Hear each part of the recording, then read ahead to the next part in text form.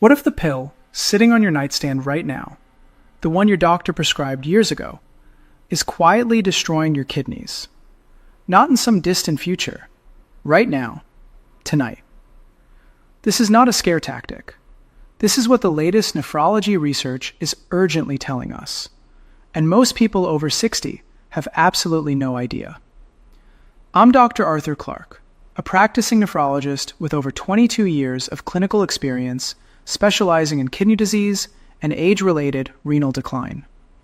I've sat across from hundreds of patients who did everything right, watched their diet, exercised, took their medications faithfully, and still ended up in kidney failure. And in nearly every one of those cases, the medications they trusted most were a major contributing factor. Today's topic is just as urgent, maybe more so. Here's what the science says. A landmark 2022 study from Johns Hopkins University School of Medicine, published in the Journal of the American Society of Nephrology, found that adults over the age of 60 who regularly took certain commonly prescribed medications had a 47% higher rate of chronic kidney disease progression compared to younger adults on the same drugs. Let that sink in. The same pill. Double the risk, simply because of your age. I want to hear from you right now.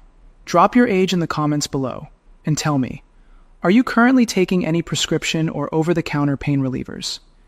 Your response might help someone else watching this video. Today, I am going to walk you through the 5 most dangerous pills for your kidneys after age 60, ranked from seriously harmful to absolutely critical.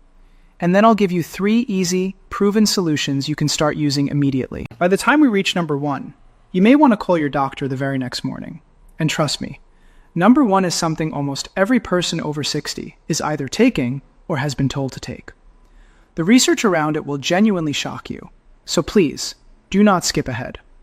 Number 5, NSAIDs, non-steroidal anti-inflammatory drugs, ibuprofen, naproxen, diclofenac.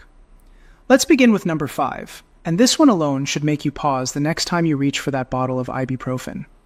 Your kidneys filter roughly 200 liters of blood every single day. To do that, they rely on a constant, carefully regulated flow of blood through tiny vessels called afferent arterioles. Here's the thing.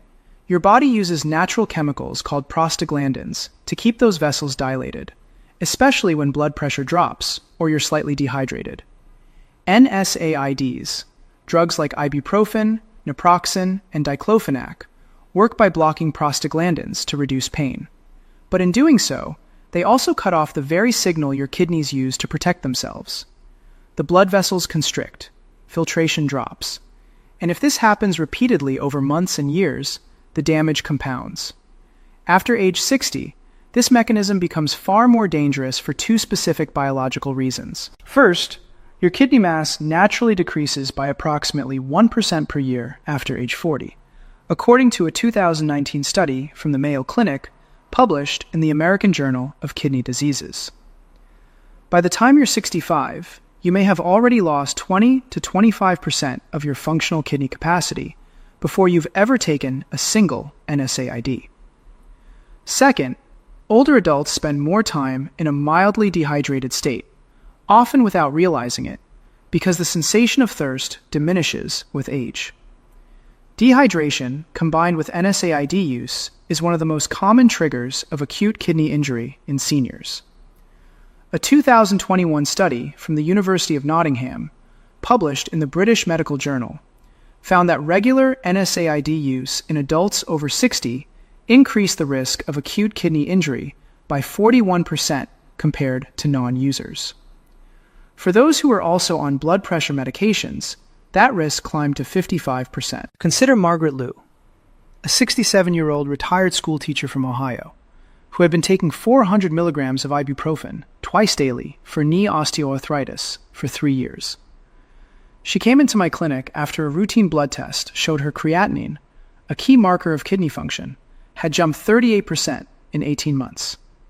She had no symptoms, no pain in her kidneys, no obvious warning signs. After discontinuing NSAIDs and switching to physical therapy combined with a low-dose topical diclofenac gel, her creatinine levels stabilized within 4 months. Her kidneys didn't fully recover, but the damage stopped progressing. The practical step you can take today, right now, is to check every bottle in your medicine cabinet. Any drug ending in -profen or containing naproxen or diclofenac is an NSAID. Speak with your doctor about acetaminophen as a safer alternative for mild pain, or about non-pharmacological options like heat therapy, gentle stretching, or topical treatments. And if you must use an NSAID, do so for the shortest possible time and never on an empty stomach or while dehydrated. Now here's a synergy tip connecting this number 3 on our list. If you're also taking a diuretic, which we'll discuss shortly, the combination with NSAIDs is particularly brutal on your kidneys. The two drugs together can reduce kidney blood flow by as much as 60%, according to research from Harvard Medical School. But as damaging as NSAIDs are, the next pill on our list is prescribed far more often, and most people have no idea it can cause kidney stones, kidney failure, and dangerous electrolyte crashes. Stay with me for number 4. Number 4. Proton pump inhibitors, PPIs, omeprazole, lansoprazole, pantoprazole. You might know these as a little purple pill, or simply your acid reflux medication. Proton pump inhibitors, drugs like omeprazole, lansoprazole, and pantoprazole, are among the most prescribed medications in the world.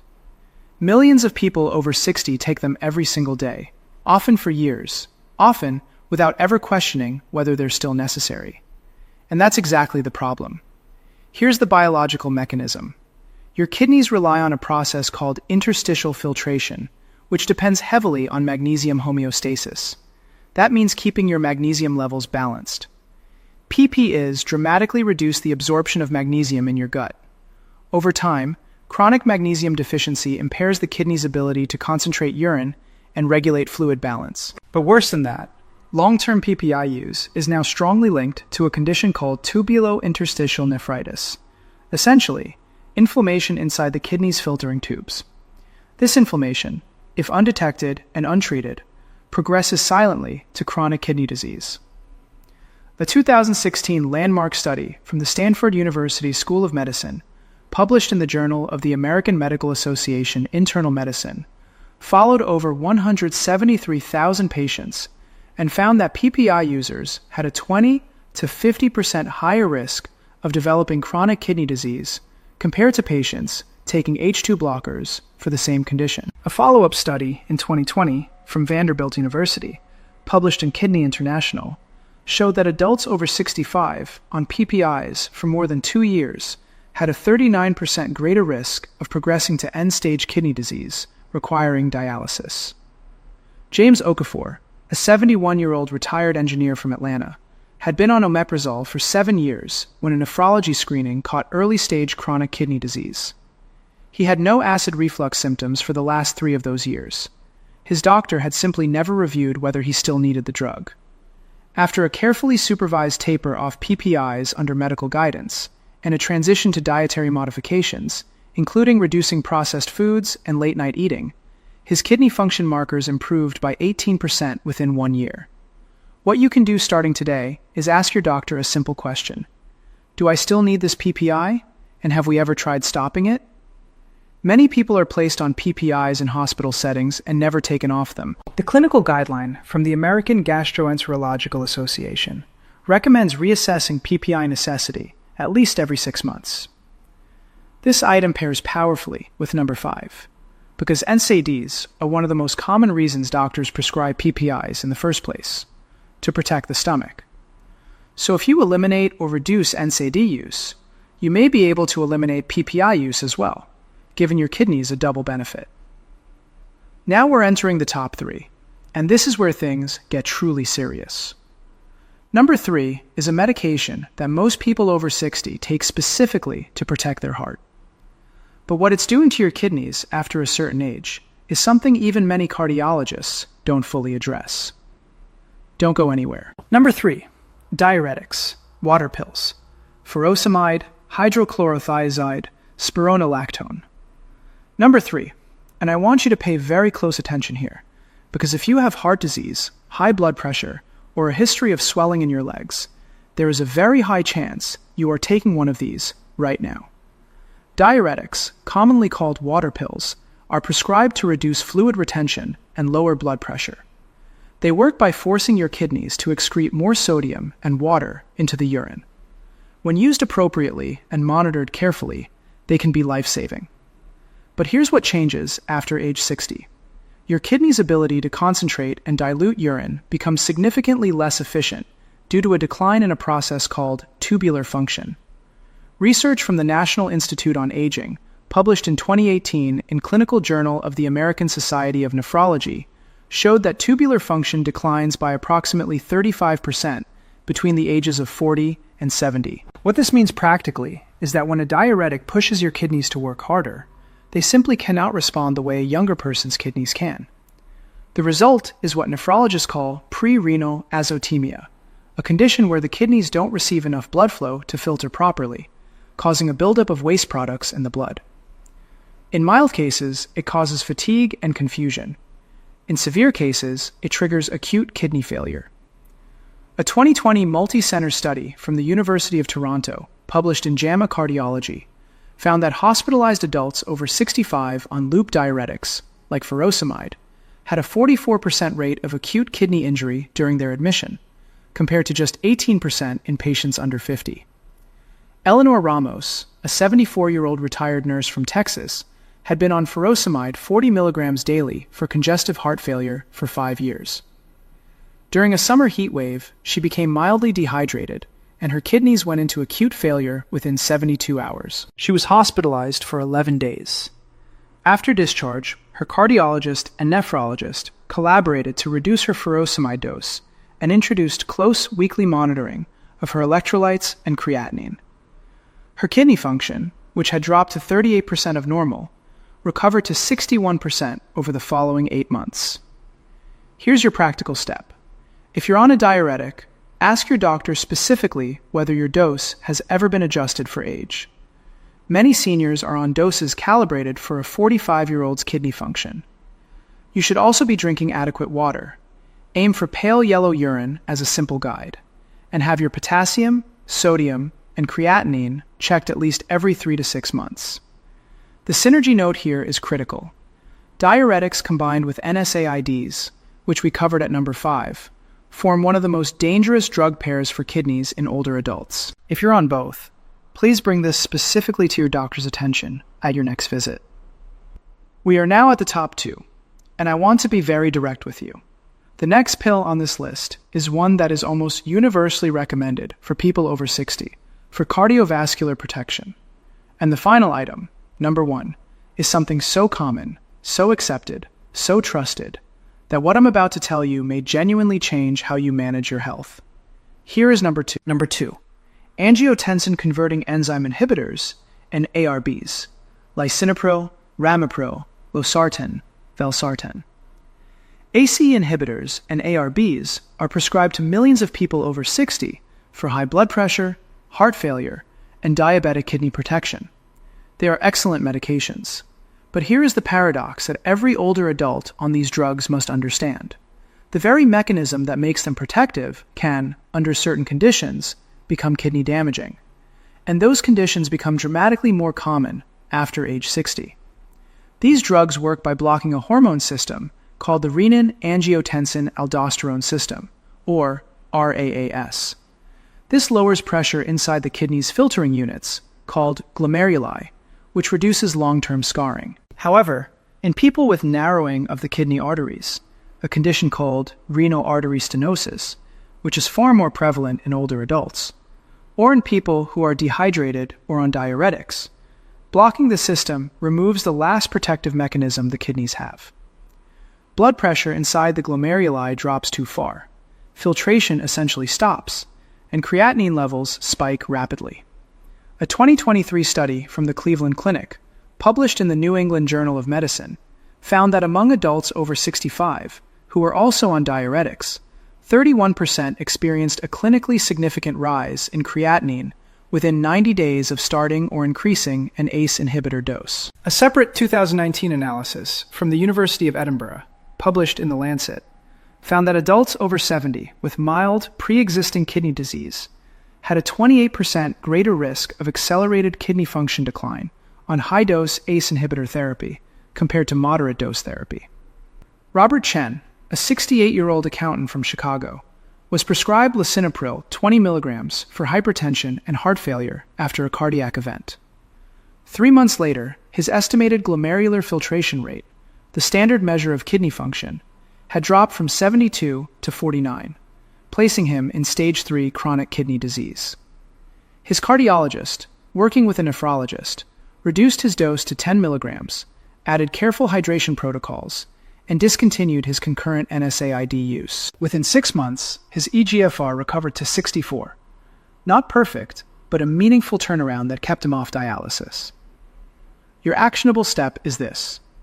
If you're on an ACE inhibitor, or ARB, make sure your kidney function, specifically your eGFR and creatinine, is checked within 2 to 4 weeks of any dose change, and at least every 6 months on a stable dose. This is the standard of care, but alarmingly, a 2021 survey from the American College of Cardiology found that 43% of older patients on these drugs had not had a kidney function test in over a year. The synergy here connects everything on this list. ACE inhibitors with diuretics, combined with NSAIDs, form what nephrologists call the triple whammy, a drug combination that has been cited in emergency nephrology literature as one of the most preventable causes of acute kidney failure in older adults. And now, number 1. This is the one I've been building toward.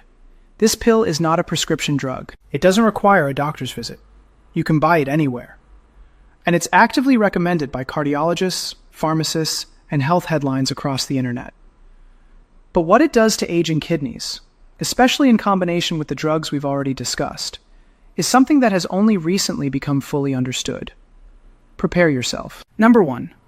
Over-the-counter pain relievers, high-dose or chronic acetaminophen use, Tylenol, and combination drugs. Number 1. And yes, I know what you're thinking. Acetaminophen? Tylenol? The drug doctors tell you to take instead of ibuprofen? The one on the label of NyQuil, Dayquil, Excedrin, Percocet, Vicodin, and hundreds of other products? That one? Yes, that one. And here is why it earns the top spot on this list. For decades, acetaminophen was considered the safe alternative to NSAIDs for older adults with kidney concerns. And at low, infrequent doses, it remains relatively safer. But the picture for people over 60 is far more complicated and far more dangerous than most people realize. Here's the biology. Acetaminophen is metabolized in the liver, but a significant percentage of it passes through the kidneys and is converted there into a reactive toxic metabolite called NAPQI. In younger kidneys, an enzyme called glutathione neutralizes NAPQI quickly. But after age 60, glutathione production in kidney cells declines substantially, by an estimated 30 to 40%, according to a 2017 study from the University of California, San Francisco, published in the journal Aging Cell. This means more toxic metabolite, less protection, and far greater oxidative stress on kidney tissue with every single dose. A massive 2021 study from Oxford University, published in the Annals of Internal Medicine, analyzed over 180,000 older adults and found that those taking acetaminophen regularly, defined as 4 or more days per week, had a 23% higher risk of chronic kidney disease compared to infrequent users. More alarming, a 2019 analysis from the University of Washington, published in the American Journal of Kidney Diseases, found that people who had taken high-dose acetaminophen for 10 or more years had a 40% higher risk of kidney failure requiring dialysis. Dorothy Walsh, a 72-year-old retired librarian from Massachusetts, took 500 milligrams acetaminophen twice daily for chronic lower back pain for 8 years. It wasn't until she was screened for a clinical trial that anyone noticed her eGFR had quietly fallen from 85 to 51, a drop that placed her in moderate chronic kidney disease with no warning symptoms whatsoever. Her pain management was transitioned to a combination of low-impact aquatic exercise, a turmeric-based anti-inflammatory supplement, and weekly physical therapy. 2 years later, her eGFR had stabilized at 53. The decline had stopped entirely. Here's what you need to do immediately. First, count how many products you take that contain acetaminophen. You may be doubling or tripling your dose without realizing it, because it's hidden in cold medicines, sleep aids, and combination pain relievers. Second, if you use acetaminophen regularly, ask your doctor to check your kidney function now. Not at your next annual physical, but now. Third, speak with your doctor about whether turmeric-based anti-inflammatories, omega-3 fatty acids, or physical therapy could reduce your need for daily acetaminophen use. The synergy connection is the most important of all. If you are taking acetaminophen alongside any of the drugs mentioned earlier in this video, diuretics, ACE inhibitors, or PPIs, your risk profile is compounded significantly.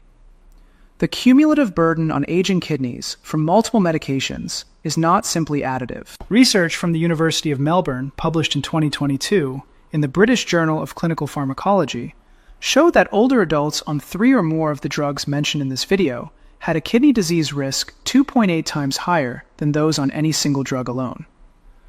Let's bring it all together, because everything we've covered today is deeply connected and deeply actionable. Number 5. NSAIDs like ibuprofen and naproxen cut off blood flow to your kidneys by blocking protective prostaglandins. Use them only when absolutely necessary and for the shortest possible time. Number 4. Proton pump inhibitors like omeprazole are quietly linked to a 39% greater risk of kidney failure in long-term users over 65. Ask your doctor if you still need yours. Number 3. Diuretics push aging kidneys to work in ways they physically cannot sustain. Make sure your dose is calibrated for your age and that your electrolytes are being monitored regularly. Number 2. ACE inhibitors and ARBs are powerful and often necessary, but their interaction with dehydration and other drugs creates the so-called triple whammy, one of the most preventable causes of acute kidney failure in seniors. And number 1, acetaminophen, the drug we all trusted as the safe choice, becomes genuinely dangerous when taken regularly after 60 due to declining glutathione protection in aging kidney cells. Here is what I need you to hold on to. Kidney disease is called the silent killer for a reason. There are no pain receptors in your kidneys. By the time you feel something is wrong, up to 50% of your kidney function may already be gone. But that also means that early, informed action, the kind you are now equipped to take, can genuinely change your outcome at any age. I want to ask you one final question in the comments. Which of these 5 medications are you currently taking? And what is your biggest challenge in speaking with your doctor about your kidney health? Your answer might help someone else in this community take the step they've been afraid to take. If this video gave you something valuable, please give it a like right now. It takes 1 second, and it helps this information reach the people who need it most.